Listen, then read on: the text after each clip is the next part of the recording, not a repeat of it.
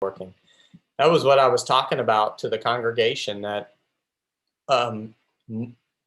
live streaming to a single platform is nothing new. Lots of places do that. And I have lots of colleagues that will live stream a Zoom meeting like this to the Facebook page or something like that, and that way people can watch it. Multi-streaming to multiple platforms takes a service usually to do it, and that's what Boxcast allows us to do. So that's why Boxcast has been worth every single penny we pay for it. It's a little pricey, but it is worth every penny because you set it up and it does everything else for you, which is amazing. How much money does that take? It's $99 a month. So basically, you know, a $99 a month on the surface doesn't sound like a lot of money. In a calendar year, it's $1,200. Mm-hmm. So it does add up. No, that made no difference. Of course, it doesn't hold a candle to some of the other bills we pay, but it has been just a service that I think has been invaluable, and we intend to keep on going. That was where I was headed with all this. I know a lot of churches are probably going to stop live streaming. Some of the smaller churches are going to stop live streaming once they can fully reopen, because it is a logistical headache for, you know, smaller congregations where maybe one or two people are having to keep this afloat. But an online ministry is the future of the church, and having an online presence and everything. And I think that's very important for Holy Trinity. And so we're going to keep rolling with this. Not only are we going to keep rolling with it, we're going to do our best to continue to expand it and do more in the future. I know my buddy Art, who on my grid is right below me, he wants to, our next big endeavor might be an online or virtual version of Alpha. And so when things slow up just a little bit and we can handle Alpha virtually, we may do that. So along with other new teaching series. So let's see. I'm going to switch over and make sure that the live stream has begun on the other platforms, and I'll be right back. Expand it and do more. That's affirmative there. It's actually working. So I'll eventually trust the technology. I always double check it. All right, so it is now 6:30 on my watch. Again, those that might be watching through Boxcast understand that y'all are on a little bit of a delay. So the Zoom folks get the actual on time, and Boxcast has a delay built in. So if you're watching on the website, Boxcast app, Facebook, YouTube, you may be a few minutes behind us, but that's just a product of how the technology works. It's 6:30. We got a lot to cover tonight. We're going to dive into a lot of topics, a lot of places that I was able to go to in the Holy Land, and so we're going to dive right in and get rolling with tonight's teaching. So, but before we get rolling, let us open with a prayer, and then we'll dive right into our teaching tonight. So let us pray. Gracious Heavenly Father, we give thanks for this time together. Lord, we give thanks for the technology that we have today. Lord, that we can be together in all our own homes, all over the country, in various states. We can tune in and have fellowship together and learn what it is you have us to learn, fellowship in the way you would have us fellowship, Lord.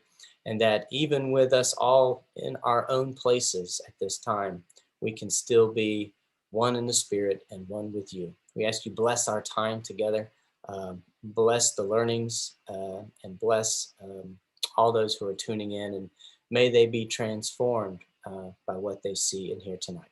All these things we ask in your name, we pray. Amen. All right, so let me move over to sharing my screen real quick. And I'll quickly remind everyone, if you're tuning in to the Zoom, please keep your mics muted. And then when I open up for questions towards the end, there's your big opportunity to unmute and ask questions. So here we go. So I'm going to Here we go. Still see my cursor, I hope. All right, so last time we were together, I'll back up. Last time we were together, I talked about how we kicked off our pilgrimage. We landed in Tel Aviv. I talked about Tel Aviv just a little bit. After Tel Aviv, we went down to the Negev, the desert, which constitutes probably the southern 1/3 of the country. It's nothing but a desert. We did some glamping down there. Glamping is a term. It's like glamorous camping, where you're camping, but you really still have all the amenities of an actual hotel. And we did some glamping down there. One confusion, someone asked me, did we stay here like the entire time? And that is no. You know, a lot of times when you go to something like the Holy Land, you kind of have a home base. Many people will stay in, say, Jerusalem, and their hotel is in Jerusalem. And from Jerusalem, they go to the various sites and then come back to Jerusalem. What we did on our pilgrimage was we stayed in hotels wherever we were. So when we did our time in the desert, that kind of opening reflection time where we kind of were shedding off the real world and diving into this pilgrimage, we stayed there for a couple of nights in that Bedouin camping experience. But then as we started moving up the Dead Sea and the Jordan River, our next place where we would stay was actually Jericho. And as we toured and our bus went north and we saw various sites, then we had a hotel in Jericho. And from Jericho, we went to several sites. And then we got back on the bus and then we toured sites up north before we landed in, not Nazareth, but Galilee. And then we stayed there for many nights and did a lot of stuff in Galilee. And then we went to Jerusalem and stayed there. So we didn't have a kind of like a home base style hotel. We stayed in line with as we were journeying through the Holy Land. So just to clarify that, we didn't stay in those tents the entire 2 weeks. we bounced around to other hotels. So, but like I said, we spent some time in the desert. Once we left the desert, we had a bunch of sites, and I'm having to leave out a lot of stuff. And if there's anything that I'm going to plug for the larger teaching that we'll eventually do, it's that there are many sites that I'm having to leave out that we will go back over when I get a chance to do the larger teaching. But anyway, we talked about Bethlehem last time, and that's where we ended. I decided for this teaching that we're going to move forward kind of in the life of Jesus, but it's not necessarily the timeline of the pilgrimage, if that makes sense. The pilgrimage had its own timeline as we moved around the country. I'm kind of using the sites through the lens of the life of Jesus. So, of course, we started with Bethlehem because that was where Jesus was born. But in the Gospels, shortly after the birth narratives, we don't hear barely anything about the kind of childhood and adolescence of Jesus. There's a couple of small stories, but then all of a sudden we jump to Jesus being baptized by John in the River Jordan. And so that's going to be our next stop for the teaching series. We did visit the River Jordan. And so here's our map. And just to show you where the River Jordan is. So this is our map of Israel that we've been using. You see my cursor way up here to the north, this circle, this body of water. This is the Sea of Galilee. So that should sound very familiar to you. We hear all about the Sea of Galilee and throughout Jesus's ministry. That's way up here in the north. There is a river that runs along this rift. This is a rift in two ridges. So it's a high spot here, high spot here. This is a rift. Water runs down through this rift and ends up in the Dead Sea. As we talked about, the Dead Sea is one of the lowest areas of elevation in the whole world. It is the lowest. It's got the really high salt content. You can float really easily in the Dead Sea. The body of water that joins the Sea of Galilee, or Lake Tiberias as it's called, to the Dead Sea is the River Jordan. This is the River Jordan that flows from the Sea of Galilee down to the Dead Sea. By the way, the Dead Sea is landlocked. The water can't go anywhere after the Dead Sea.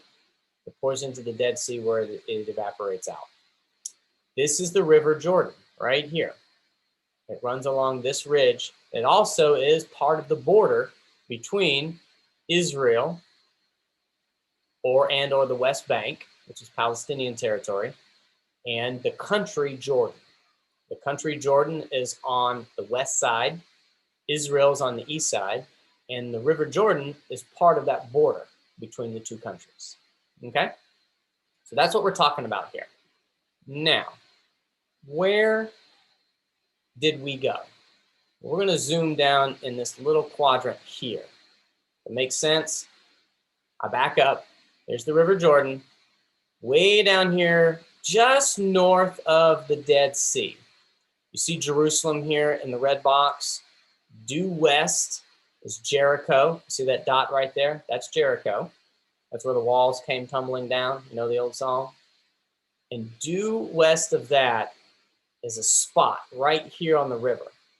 This is the spot where, that's Jericho, and we would drive to right here in the van.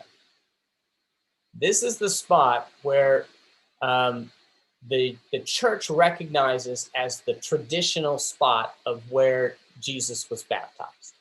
Now, the reality is we don't know exactly where it was, but the Orthodox Church, the Greek Orthodox Church, have set up an old church that's been built upon a couple times on the opposite side of the Jordan, and because it's on Jordanian ground.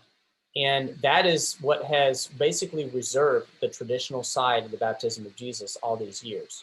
So this is where people go, usually, to celebrate the baptism of Jesus. Now, when you're on the Israeli side, what you do, I want to back up 1 second. PowerPoint, there we go.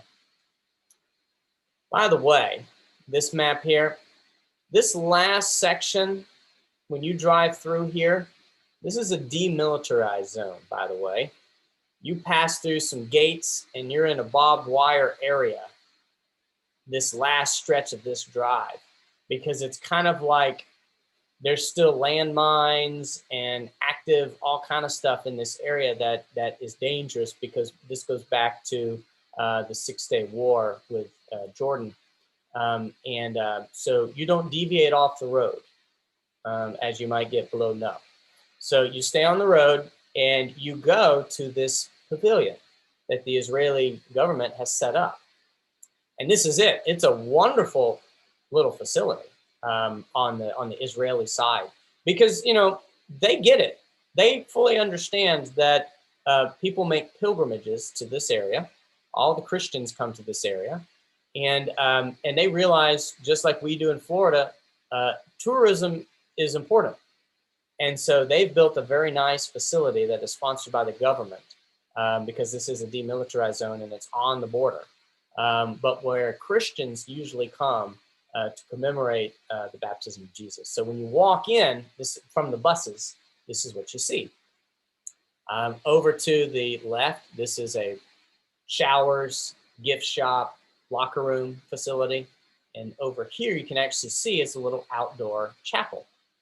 And here's a picture of it. So if you want to have a worship service of some sort, you can reserve the chapel and have a worship service. You move past the chapel, this is what you see. They have these kind of step down to the river. You can kind of see the river in the background down there. This is part of our group. These are the guys that were gathering, kind of slipping into sitting their shoes and socks off. I mean, we knew we were going down to the river and we knew we were going to get wet. So a lot of people came in bathing suits and things like that. This is often what you see at the Jordan River. They sell inside the gift shop these white coveralls that you can throw over yourself so that you can be baptized. Many people come to the Jordan to be baptized and or rebaptized. And a lot of people like to get these white coveralls and be baptized in white when they go down to the Jordan. Now you can see the Jordan in the background. And this is the Jordan River. When I preached on it several weeks ago, I tried to tell people it's not a big river. It's nothing fantastic, and it's really mucky and dirty looking. And as you can see in this picture, there you go. This is the Jordan River, not very large at all. Now, it was probably bigger in Jesus' time. We realize that. The river has shrunk significantly, mostly due to them using it as a water source up north and things like that. But the river has shrunk. But this is what it is now. These are some additional photos. They have this nice landing where people go down. You can kind of see the net that I was talking about that keeps all the nasty catfish out. You can go down into this area, wade into the water. People are typically baptized, and then they come back out of the water. These are just some additional pictures that I took of the nice decking and landing that we have. But hold it in contrast to the other side of the border. I mean, that's Jordan right there. We're in Israel. That is Jordan. But that is the site across the way. Up in the upper corner, you can see a church tower. That is the Greek Orthodox Church that has commemorated this site as the site of the baptism of Jesus for hundreds of years. And so if you're on the Jordanian site, this is how you would come down and access the water. We're on the Israeli side. And as I showed in the picture here, slightly nicer facility on the Israeli side. So this is what we did. This is our group. You got a lot of the guys in the group that are getting ready to go into the water. Now, depending on the traditions that you come from, many people will go right down in the water and just get rebaptized, but good Anglicans and Episcopalians, we don't believe in a rebaptism, because once you're baptized, you're baptized for life. You don't need to be baptized again. Having said that, you don't take a bunch of Christians to the Jordan to just look at it. That's not going to happen. People are going to want to get in that water, right? So what we did was we reaffirmed our baptismal covenant, which is a very Episcopalian thing to do. And so what we did was we had a little service there as we stood by the Jordan, and we reaffirmed our baptismal vows. And then we each would step into the water. And then before we went under the water, we each had the opportunity to do a couple things. We had we had multiple priests there, so you could engage in some sort of confession and absolution before you went under the water. You could engage in some sort of prayer for yourself or for a family member or something like that. But the point was that before you went under the water, you could ask God for something, and then that was self-sacrificial, of course. And then you went under the water just like you would when you were baptized, if you were fully immersed baptism, not the sprinkling of water on your head. You went down in the water, and so that's what we did. And so I got some photos of some guys getting redunked, if you will. That's Dr. Peter Walker, our scholar on the trip. I want to back up. See this guy right here? This was Mike Lumpkin, Father Mike Lumpkin. He was our spiritual director for the trip. And this right here is the head of the trip. And his name literally just jumped out of my head. He's the brainchild behind this thing. So we all go down, and there you go. We there's prayer going on. There's a lot of silent prayer, and then you went down in the water and you came back up, and there we are at the Jordan. So there's pictures of the Jordan River itself. If you've ever wanted to know what it looks like, there you go. This was a shot someone took of me. It's not the best picture, but someone snapped it, and it was the best I could do with it. Of Mike Lumpkin. I just happened to be in his line, and so this is him putting me under the water. This is me immediately afterwards. I got, I'm all wet. So I went down and came up. Now this is an interesting photo. when we were all done with this, Mike approached me, of all people, and then asked me to put him under the water. So it was really a very neat place of honor. You know, he's our spiritual guide. He's our spiritual leader for the whole retreat. And of all the guys he could have asked to put him under the water, for some reason he came and asked me. And so I went back down, and then I was able to put him under the water there in the River Jordan. And it was just a neat little moment. So I was very adamant on the whole pilgrimage that I was stepping out of my priestly identity. I just wanted to be a pilgrim. And I spoke about that on numerous occasions when I was there. And then, but he came up to me and said, I want you to do one thing priestly.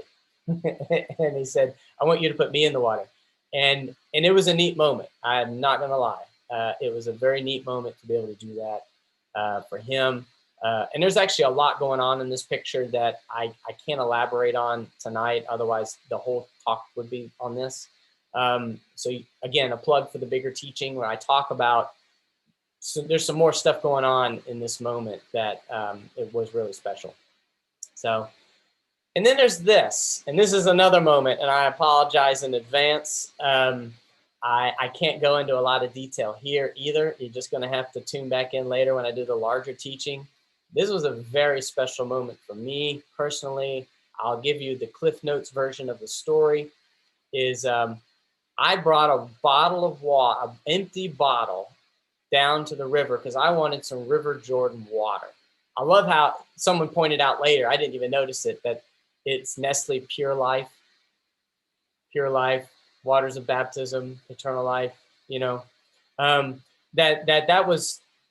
I wanted water from the River Jordan to bring home. Why? Because at the time I had a 7-month-old. My now oldest daughter at the time was 7 months old, and I wanted to bring back River Jordan water so that I could baptize her with it. She hadn't been baptized yet, and we were planning on her baptism being on All Saints, so it was about a month and a half away. And I was determined to bring Jordan River water back from the River Jordan, so that I could use it when we baptized my daughter. And all I can say is I had probably, and I still to this day, when I tell the story, I usually don't get through it without getting a bit emotional. But I lost it emotionally at the bank of the Jordan there when I was collecting the water, because it meant so much to me to be able to bring that back. And I've got a whole reflection on why. And that's the part that is a plug for the bigger teaching. You're just gonna have to come to the bigger teaching to hear the bigger story here. But it was a moment to be able to get that water and bring it back. I smuggled it. You know, I jokingly say I smuggled it back in. It's not really smuggled it, but I was able to bring it back to the United States, and I was able to baptize Caroline with the Jordan River water. So, which then I set an awful precedent, because now when I go to baptize Hannah, I'm going to have to get a hold of Jordan River water to be equal, because you know, how do you explain that to her? Her sister got baptized with Jordan River water, and you just got Clearwater water. So, I got to figure out a way around this one. But anyway, we would leave the Jordan River, we'd get back on the buses, and then we would head to an area called the Wadi Kelt. This is another area. This resides in between Jerusalem and Jordan. Jericho. So remember, we were here at the River Jordan. This was Jericho, and here's Jerusalem. There was an old. This is a modern road that you see in this red road right here. But back in the time of Jesus, there was an old Roman road that went in a ravine from Jerusalem to Jericho. And the reason why they think this might have been the area that Jesus went into after he was baptized, because remember the story. Jesus was baptized in the River Jordan, and then the Spirit drove him in the wilderness where he was tempted by Satan. And that would, if this is the site where Jesus would have been baptized, this whole area, this space between Jericho and Jerusalem would have been perfect for that area. Now, if he went west to the other side, to what was then still all Roman territory, but would now be the Jordanian side, that would be a totally different area. We don't know where Jesus went, but one of the theorized places would have been this direction, because immediately after this, he went north to Galilee and started recruiting the disciples. So this is the area we went next, to spend some time thinking about Jesus in the wilderness. So the Wadi Kelt, it's a valley ravine that runs from Jerusalem to Jericho, as I just said. The Jordan River is near Jericho. Used to be the old main road between Jerusalem, ran along this area. So this is like an aerial shot of it. Over here is the outskirts, to the left is the outskirts of modern day Jerusalem. And if you follow my cursor, this is the ravine. And it goes all along here. This would have been the old Roman road. And then it leads all the way essentially to the Jordan, and it passes by Jericho. So this is this area. And I think the next slide is pictures. It was breathtaking. You know, we saw the desert down in the Negev, which is more like a flat, rocky desert. This is a rolling hill looking desert. And it was just spectacular to absolutely look at, to look out and just see that kind of a terrain as far as your eyes could see. And then we hiked it. So we started at one area, and then we just did this big hike along an upper ridge as we're looking down on the Wadi Kelt. And we were given a teaching when we started about Jesus going into the wilderness, and some things to ponder and reflect upon as we're walking along. And then we just walked along one by one. It was a silent walk where we were supposed to walk and reflect on not only Jesus's time in the wilderness, but, you know, what it means for us to be in the wilderness, and which is most appropriate for Lent, because that's kind of what Lent is. It's our wilderness time, where we do a lot of reflection. So I've just got several pictures of the Wadi Kelt, of the landscape looking out. It was look at the sky. Perfectly clear day, no clouds, just a gorgeous day to go on a walk. Imagining being out here all by yourself with nothing. That's kind of scary, just to think about it. There's a forward shot. You just see some of the guys walking down the trail. Here's that picture of me that I used for the slideshow that was taken from the Wadi Kelt, me standing on one of the ledges. So one of the things we reflected upon, if Jesus needed a preparation for ministry, how much more do we need similar experiences in our own lives for our calling? You know, and this is a common theme when we get to Lent, when we talk about Jesus in the wilderness. It's like, my God, if Jesus had to have time in the wilderness, time away, time in prayer, time with God, how much more do we need it? But yet, how little do we utilize it? How little do we utilize the time by ourselves, the time in solitude, and having that one-on-one time with our Lord and with God, and how we can be enriched and fueled by that for ministry, life, the ups and downs, the challenges. Jesus often retreated all by himself to go pray. Why? That's where Jesus was fueled for what was to come, and would often do it in little wilderness areas or up on a mountaintop and away from people. And it speaks to, you know, maybe we should do that a little more in our lives. Another piece of the reflection was this, because we brought in the whole temptation. You know, Jesus was tempted in the desert by Satan. And an interesting thing that Peter Walker was bringing up was, quite often we look at Calvary as the big salvific moment, and rightfully so. Don't get me wrong. I'm not trying to downplay that. That Jesus's work on the cross and the resurrection is the main thing that gives us all of our salvation. But he posed an interesting question. He was like, but it was really the temptation of Satan in the wilderness where Jesus overcame evil. And have you really stopped and thought about the gravity of that moment right at the beginning of his ministry? He was tempted by Satan and fought off all of those attacks, and in many ways conquered evil there, setting up, of course, what would happen at the cross. And because I think sometimes it's a story we just gloss over, we're like, yay, Jesus beat Satan in the desert, moving on, but really from a salvation perspective, the work that Jesus did in the Wadi Kelt, I think there's a lot more gravity there than we give it credit. And not just that he outsmarted Satan, but that's in many ways was where Satan was defeated. So just to think about.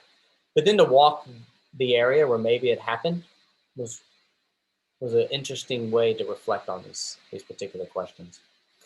And then, of course, what does that victory mean to us, in your own lives, as a model of how we too can fought off the attacks of the devil and Satan and evil in our own lives, by the model set forth by Jesus in the wilderness.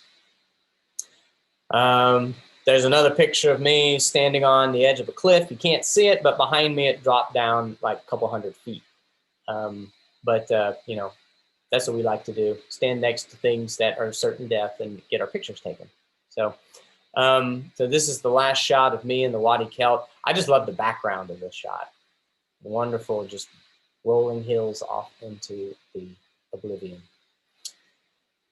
We would leave the Wadi Kelt, we'd get back on the buses, and we would initially head to Nazareth.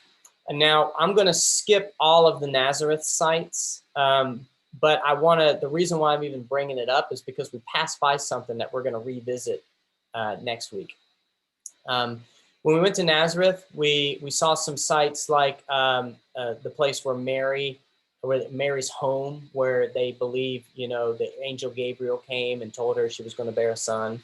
We also believed, we stopped into another lesser known site. This was one of the benefits of being on a pilgrimage with a PhD, of a more modern site that they think actually could have actually been the home of Mary, Joseph, and Jesus.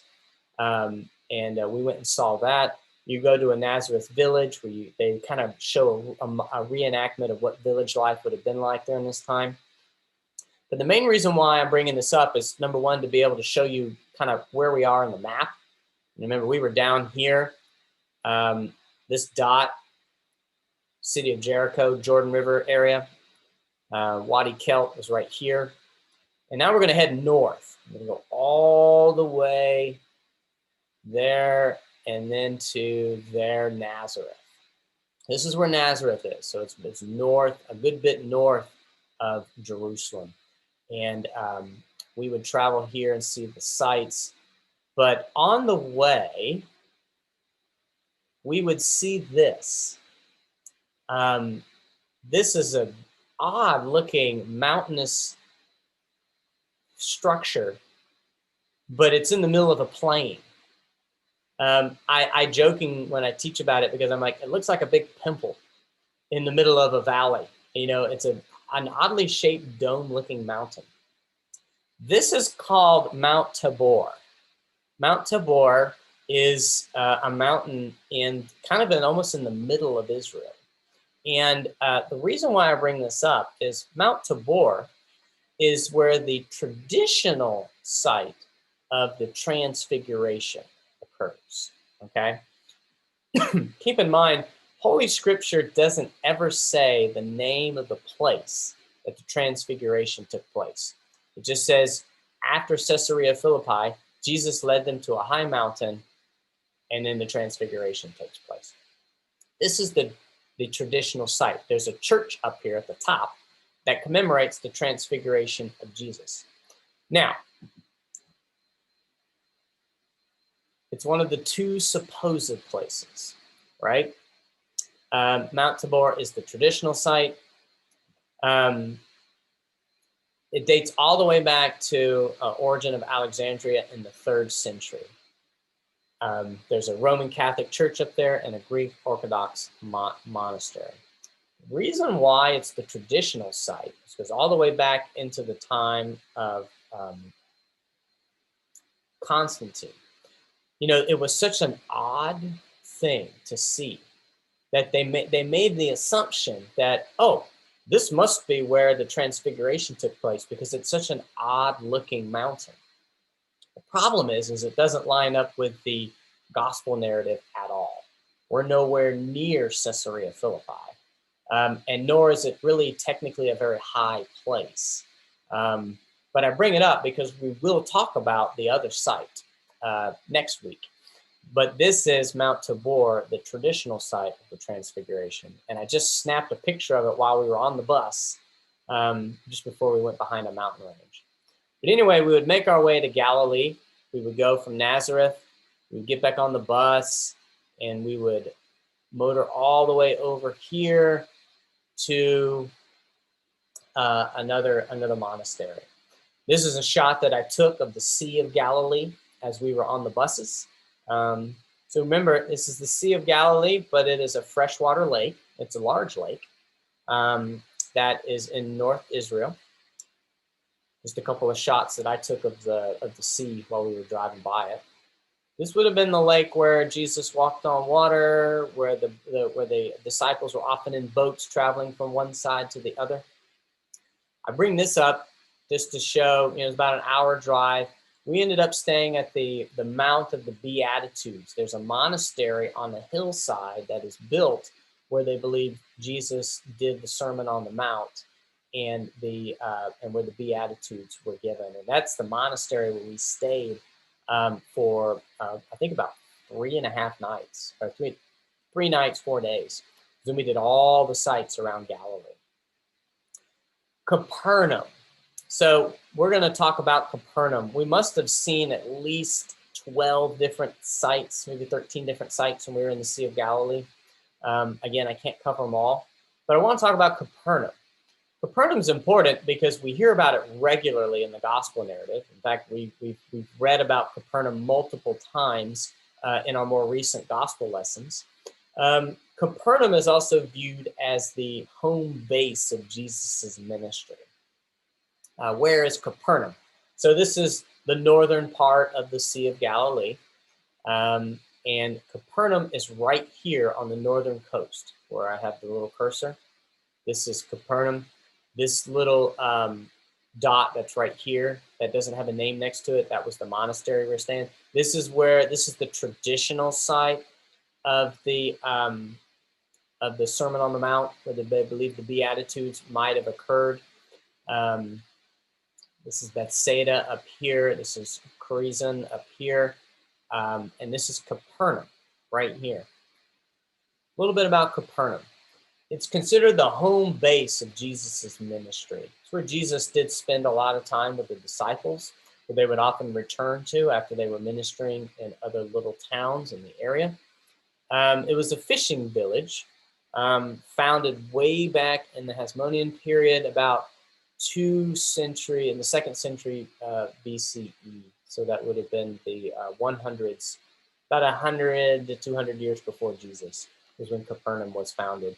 And it was just a little fishing town. Currently, there's the remains of a 4th century church, a 4th century synagogue, that is built over the 1st century synagogue. Why is that important? Because I'm going to show you pictures of it in just a minute. That 1st century synagogue would have been the one where Jesus was and taught. It was torn down, and then in the 4th century, another synagogue was built on top of it, and that's what you see nowadays when you're there. but some of the flooring and the tiling, they do believe, actually dates back to the first century synagogue. So some of those tiles that you're standing on might have been tiles that Jesus actually walked on himself when he was here. And there's also the Church of St. Peter. I'm going to get to that in a little bit. Jesus in Capernaum. So we hear multiple stories about what Jesus did in Capernaum. We hear about him teaching in the synagogue. This is where he performed the exorcism. And this was a story just several weeks ago where Jesus was teaching and the guy comes up and is possessed by demons and he casts the demons out. One of those happened there at Capernaum. Then we have the story of Jesus healing Peter's mother-in-law. Remember, they went back to Peter's house, and mother-in-law was near death, and Jesus healed her, and then she got up, and then it's as it said, she got up and then waited on the crew that was there. This is also where the story about, remember, the paralytic that was lowered from the ceiling into the crowded room where they couldn't get the paralyzed man in because the crowd was so big. So his friends got up on a roof and they lowered him in. That happened here in Capernaum as well. And the story of the paralytic who was restored to be able to walk again. Jesus calls a tax collector, Levi, to be one of his followers there, and has dinner in his home. And this is also where a servant, the Roman centurion servant that Jesus healed, happened here in Capernaum. And Jesus wasn't in Capernaum at the time. He was away, but the healing happened in Capernaum. So this is what you see nowadays when you go. A little touristy. They realize that. So they want to claim it for what it is. It's the town of Jesus, as they call it. A lot of the ruins that you see here mostly date back to the 4th century. Some of them date back to the 1st century of Capernaum. So this is the synagogue. This would have been the 4th century synagogue that was built on top of the 1st century synagogue ruins. So this is a rendering of what they believe the 4th century synagogue would have looked like before it was torn down. But you see inside it over here the footprint of the 1st century synagogue, which is right over here. This is what it looks like today. You see a lot of the kind of column style architecture is still in place. But over here, some of this floor this is just modern concrete over here. Some of these tiles over here and over here date back to the 4th century synagogue, and there's some that they believe might even go all the way back to the 1st century synagogue. Again, places where Jesus would have walked and taught when he was in Capernaum. There's just some more pictures of the synagogue there. And this is me in the synagogue looking out. What you see here is the remains. You see these little squares? So like, for instance, with my pointer, this larger square that has a divider in the middle, this would have been a house. And they believe these date back to the 1st century. Some of them date back to the 1st century. This would have been the footprint of a home all the way back to the 1st century. This would have been a dividing wall within the home, probably a sleeping area here and a gathering family area here. This is a representation of what a home would have looked like. These are all homes spread out over here. And then you see this spaceship looking thing in the background built over top. This is the Church of St. Peter. And now I'm going to go over why it is where it is. So this whole layout here are a bunch of what they believe to be 1st century homes, or the homes that date back all the way to the 1st century. Some are 4th century, but the insides have remnants of the 1st century home. St. Peter's Church. The current church was built in 1990 as a modern construction church, but it sits on top of the remains of a 5th century Octagonal Church that was built by the Byzantines. The Octagonal Church was built around a 4th century square structured church. The question is why? Why would they build a church here over the remains of a house. Well, this square structure is built around some loose remains of a first century home. All right, makes sense? So we've got the modern church, then you got a 5th century church that's built around a 4th century church. And inside that 4th century church, there's remains that date all the way back to the 1st century. They believe that this is the house of Peter, Peter's actual house, the Apostle Peter. He lived in Capernaum. That's why they say this is the home base of Jesus's ministry, is because this is where Peter lived. And they would often return to Peter's house to hang out, sleep, refresh themselves, eat. This also would have been the house where Jesus healed Peter's mother-in-law. So this is kind of a sketch. It's a little interesting to figure out. You see the light blue is the Octagonal Church, and then you've got the dark blue would have been the older 4th century church. There's not much of it left. And then the gray blocks that are at the ground level date back to the 1st century. And they believe that in the middle, if they would have built a church on top of something, it must have represented something. And they actually believed that it was Peter's house, Peter's home. So inside the middle here would have been definitely where Jesus hung out a lot. This is an old picture. I had to dig this up off the internet of what the church looked like before they built the big spaceship looking thing over top of it. And here you can see some of the octagonal structures around the outside, and they centered around some remains that are right in here, and that's what they believe is what's left of Peter's house. This is the octagonal church, the modern church that sits on top of it, and it sits on these stilts. You see these big pillars here? The church is literally floating over the ground in a saucer-looking shape. Reason why is this is the inside of the church, and you see the pews all pointing to the center, and this middle is a glass floor, and it overlooks the middle of that space. So it's Roman Catholic Church. People have worship services here all the time. It has its own congregation, and but this is a place to go and reflect just upon the ministry of Jesus and where Jesus most likely spent some time. Some legitimate time right then and there in that little area, what they believe to be the home of Peter. So we stopped here, spent some time, did some meditation. There's all of these wood carvings on all of the pillars on the outer outskirts that represent the life of Jesus and the life of the disciples. It's in a round. It's more than an octagonal shape.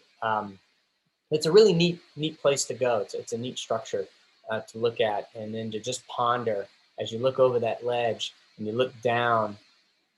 This is a shot looking straight down, that some of this might have been the original flooring of the home of Peter, where Jesus sat and taught, and the disciples sat and taught.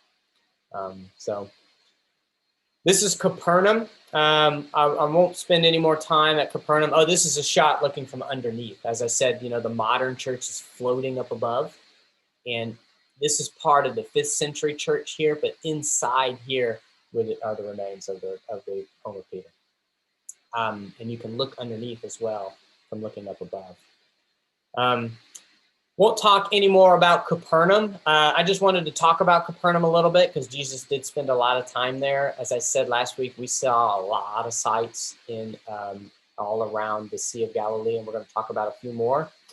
But when you're a tourist, you got to go to the tourist stops, right? And so, like I said, we were here at Capernaum. We're going to go eat at a very famous restaurant that's on the lakeside, and it's right here. And it is called Peter's Restaurant. Very, very original name to it. St. Peter's Restaurant. And it's a lakeside restaurant that, specializes in seafood that is caught from the Sea of Galilee. And we just had a hoot of a time. This was our view when you sit inside at the tables and have fish.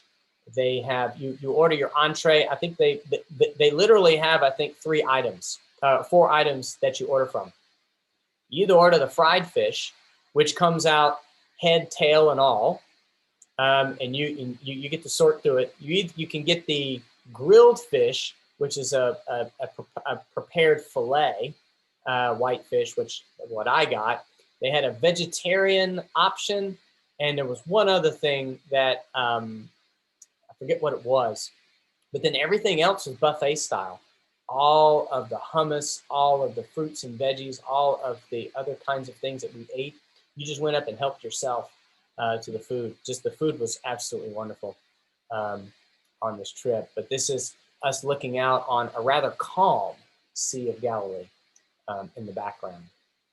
So that is the teaching for tonight. Ended a little early. I kind of rushed through it slightly so we could have a little bit of time for some questions.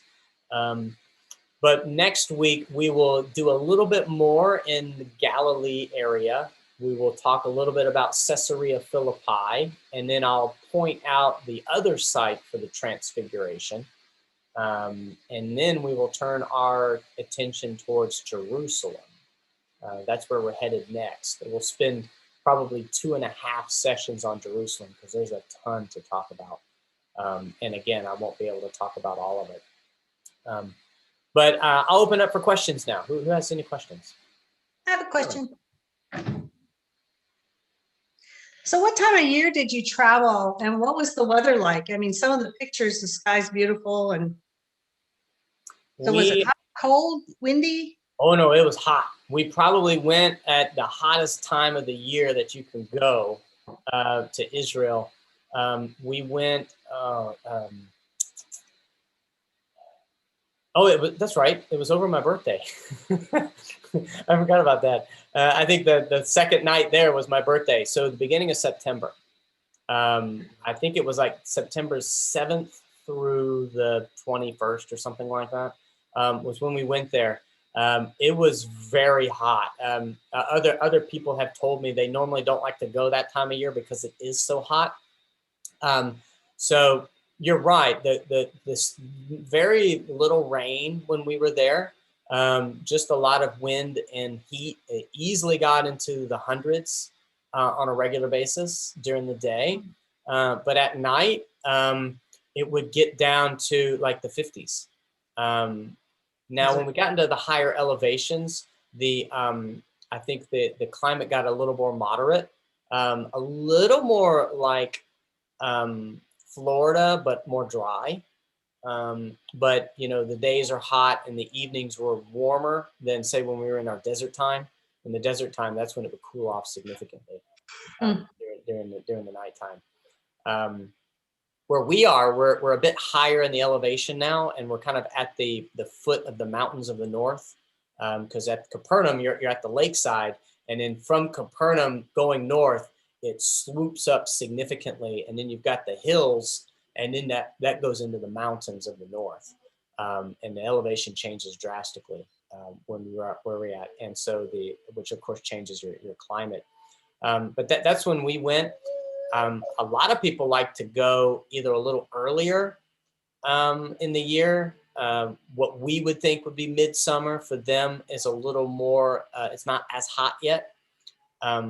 It's like it's almost like, in a way, you know, you tell people, oh yeah, you know, if you want to come to Florida, you've got May, June, July, but you want to avoid August and September because that's when it's the most brutal. It's actually the end of the summer. It's similar in Israel, where it's more the end of the summer that is the hottest of the hot before the temperature really starts changing.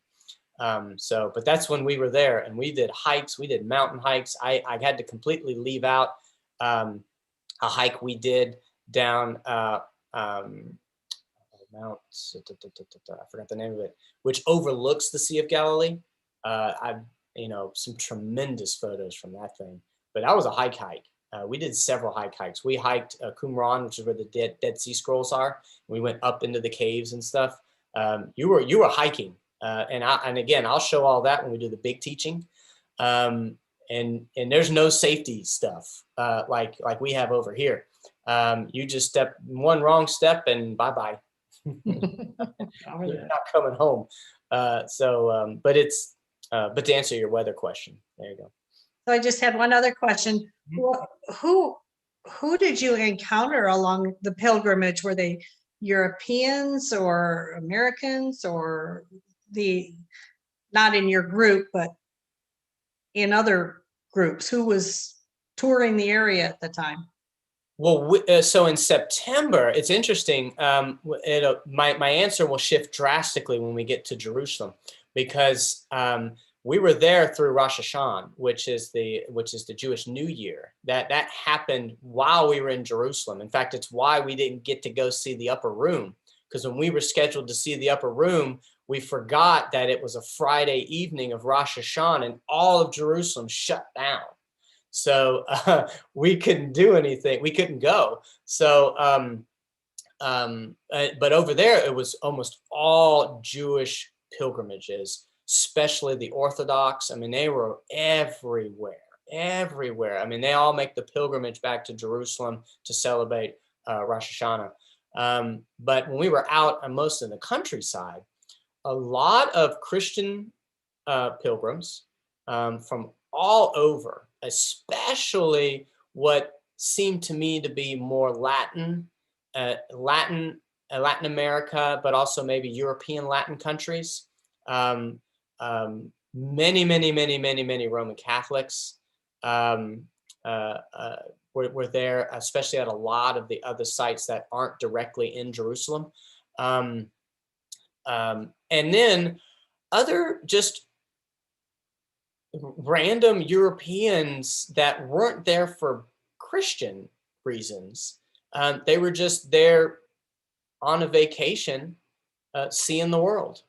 And especially on some of our hikes, we would, and a lot of young people, like in their probably mid and early 20s, many were from Israel. And we would ask them, where are you from? And they're like, oh, well, we live over in Tel Aviv, or over here, over there. And, well, why are you over here? And they're like, oh, we're just learning more about our country. We don't really get out. It's probably no different than like our young people that have lived in the same kind of cities their whole life, and then they finally decide to get out and see the country a little bit. We ran into a lot of that on our hikes. And then a lot of other just Europeans there just simply touring stuff, not necessarily there for a pilgrimage at all. Because we'd usually bring it up. Oh, are you Christian? Are you here Jewish? Are you Muslim? Like, what brings you here? Like, no, we're just vacationing, hiking, seeing the world. So depending on where you were, you got very different answers. But when we were at the various Christian sites, because we also went to sites that were like Greco-Roman, sites that were more Jewish heritage, and of course it shifted. But when we were at the various Christian sites, it really heavily seemed to be Latino countries and Roman Catholics. And maybe it was at the time of year, I don't know. So, other questions? Are there any beggars on the side of the road? Beggars on the side of the road? Yes and no. I think it depended on where you were. Now, I mean, are you talking about like the Good Samaritan story? And did we, reenact that? It was. Someone had tried to prepare me for the fact that how commercialized and touristy it was.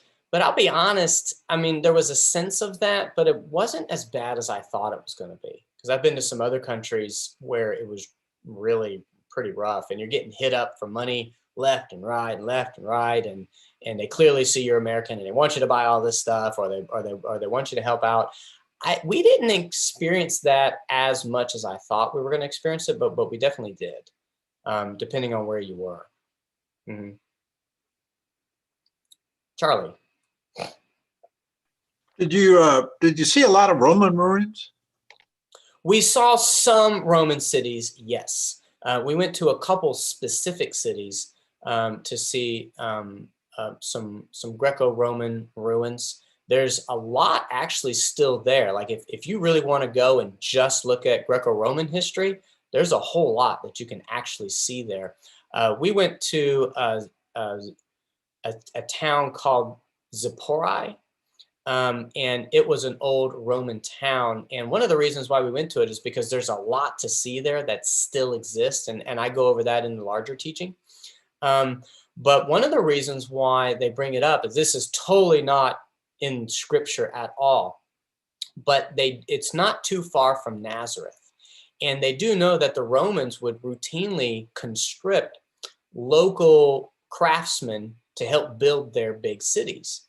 And one of the theories is that it is very likely that like Jesus and his father might have been conscripted by the Romans to actually help build Zipporah, because it was a major Roman town. And before Jesus's ministry actually started, but while he was an adolescent learning the craft of a carpenter, the chances are they probably worked there.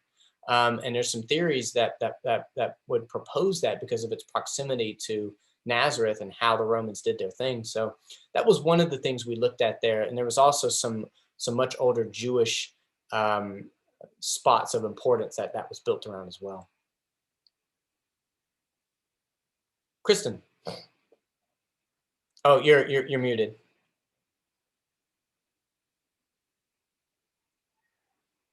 You're still muted. Here, I'll Hit the space bar. Oh, something's not up. Well, keep working on it, Kristen. I'll see if anyone else has a question in the meantime.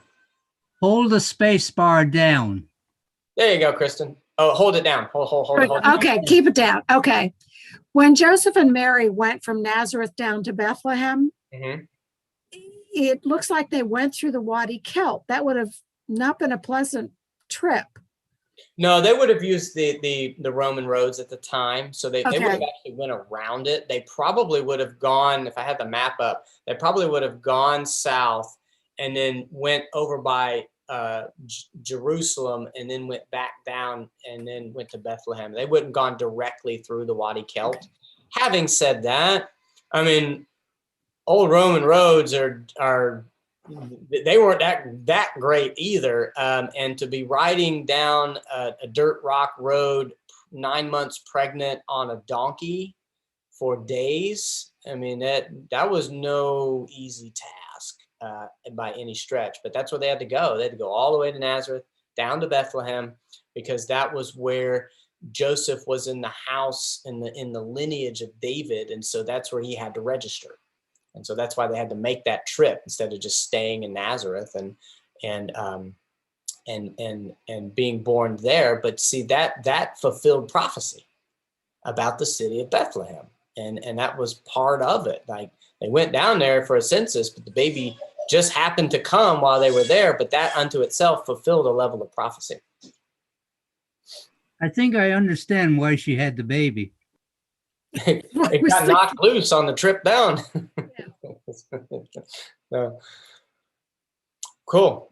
Any final questions? It's 7:30, right on the nose. I think we've done well with our timing tonight. If we got any final questions, please speak up. Otherwise, we'll roll on. That's it. Awesome. Well, thank you very much, everyone. I appreciate your participation in the Zoom portion of tonight's teaching.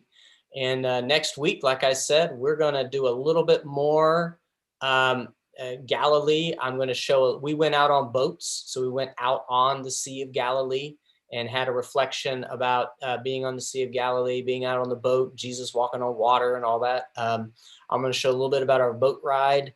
And then we'll leave Galilee. We'll go up to Caesarea Philippi briefly, look at the Mount Hermon, which is the other site where they think the transfiguration took place. And then we'll head down to Jerusalem and end when our entry into Jerusalem. And then probably the next 2 sessions after that, our final 2 will be all about Jerusalem and stuff. So preview of what's to come. And I will see you all next week.